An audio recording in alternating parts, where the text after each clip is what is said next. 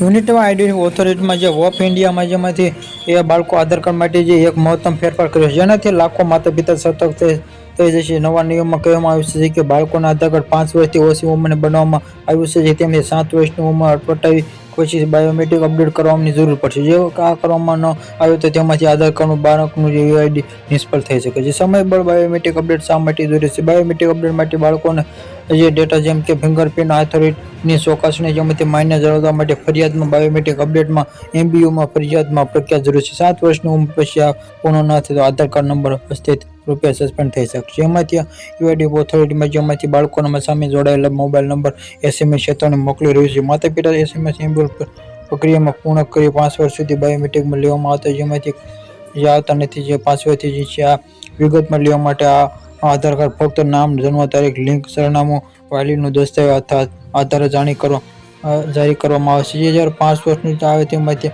Update કરવામાં આવશે. આ અપડેટમાં સાત વિના કરવામાં આવશે. 7 વર્ષની ઉંમર પછી ફરી લેવામાં આવશે. જે બાયોમેટ્રિક અપડેટ 7 વર્ષની ઉંમર વટાવ્યા પછી જેમાંથી કરવામાં આવેલ છે યુઆઈડી માર્ગદર્શન મુજબ 100 ની ચૂકવણી પડી જશે. તેમાંથી સમય પ્રક્રિયાને પૂર્ણ કરવી એ તે શ્રેષ્ઠ વિકલ્પ છે.